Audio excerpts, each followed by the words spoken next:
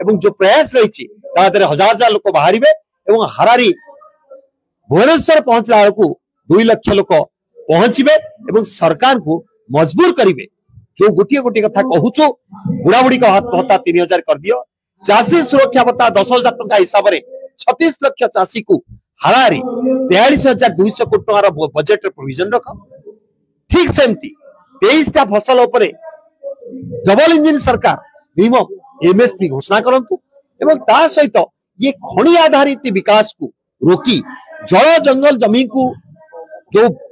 लूट होची ताको बंद करी आदिवासी एवं चाषी विस्थापन को बंद करी गोटे ठीक विकास चित्र आंकतु ओडिशा रे जलसेचन